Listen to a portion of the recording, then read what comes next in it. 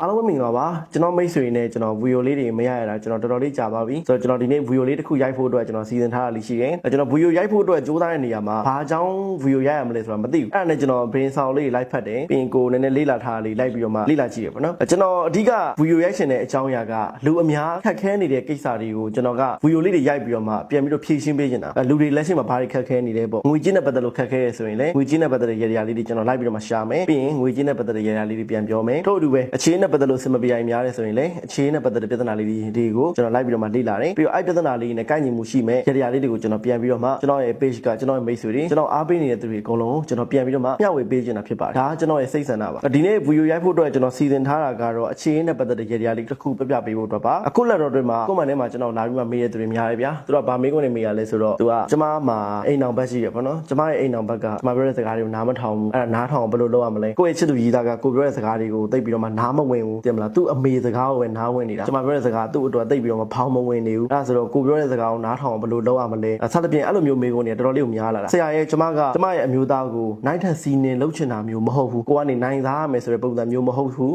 ဒါပေမဲ့ကိုကနေပြီးတော့မှသူ့ပေါ်မှာနည်းနည်းလေးတော့လွှမ်းမိုးခြင်းနဲ့ဆိုတာကသူမကောင်းတာလေးလုပ်နေမယ်ဆိုကိုကလမ်းပြပေးနေတာပြီးတော့ကိုရဲ့ပြောစကားလေးကိုနားထောင်စေခြင်းနဲ့ဆိုတဲ့အထိပ္ပယ်မျိုးလေးနဲ့ပေါ့ဆိုလိုချင်တာမကောင်းတဲ့အထိပ္ပယ်တွေမပါဘူးကောင်းစေခြင်းတဲ့သဘောတရားလေးနဲ့ပြောပြဆိုပြတာလေးတွေကိုနားဝင်စေခြင်းနဲ့ဆိုတဲ့အတိုင်းအတာလေးဖြစ်ခြင်းနဲ့ဆိုတော့ကျမရဲ့အမျိုးသားပေါ်မှာကျမရဲ့ချစ်သူကြီးသားပေါ်မှာကျမရဲ့ကောင်လေးပေါ်မှာကျမနိုင်ခြင်းနဲ့အဓိကတော့ဗျာကောင်လေးပေါ်မှာကိုကလွှမ်းမိုးခြင်းနဲ့ကိုပြောတဲ့စကားတွေနားခံခြင်းနဲ့ကောင်လေးကကိုကိုပြန်ပြီးတော့မှအဲ့လိုတက်တက်လှုပ်ချစ်စေမဲ့ဟာဒါမှမဟုတ်ကိုပြောတဲ့စကားလေးတွေနားထောင်အောင်ဘယ်လိုရရလောက်ရမလဲအဲ့လိုမျိုးမေးခွန်းတွေမေးရရများပါတယ်အဲ့ဆိုတော့ဒီနေ့ဗီဒီယိုလေးတွေမှာပြပြပေးသွားမှာကကိုယ့်ရဲ့ချစ်သူကြီးသားအပေါ်ကိုအနေနဲ့လွှမ်းမိုးလို့မှုရအောင်ဘယ်လိုရရလောက်ရမလဲကိုယ့်ရဲ့ချစ်သူကြီးသားအပေါ်မှာကိုရိုင်းကနိုင်အောင်ဘယ်လိုရရလောက်ရမလဲဒီအကြောင်းနဲ့ပတ်သက်ပြီးတော့မှကျွန်တော်နည်းနည်းလေးရှင်းပြချင်တာဖြစ်ပါတယ်ဒီနေရာမှာကျွန်တော်ရရလေးတွေကိုနှစ်ပိုင်းခွဲထားတယ်ပထမဆုံးတစ်ပိုင်းကတော့အိမ်အောင်ရှင်တွေအတွက်ပေါ့နော်ဒုတိယတစ်ပိုင်းကတော့တာမန်ပုံမှန်ချစ်သူကြီးသားတမီးကြီးသားတွေအနေနဲ့လုပ်လို့ရမယ့်ရရလေးတွေပါဆိုတော့လူတယောက်နဲ့တယောက်နဲ့လွှမ်းမိုးတယ်ဆိုတဲ့နေရာမှာကအကန့်အရှင်တွေလေးတွေကိုအရင်ဆုံးသိရပါတယ်ကံကောင်းလားဆိုးလားကိုသိရပါတယ်ကိုယ့်ရဲ့ကံကြမ္မာအညံ့နေပြီးတော့မှကိုယ့်ရဲ့ချစ်သူကြီးသားရဲ့ကံကိုယ့်ရဲ့ကောင်လေးရဲ့ကံကမြင့်နေမယ်ဆိုရင်ကိုယ့်အနေနဲ့သူ့ပေါ်မှာ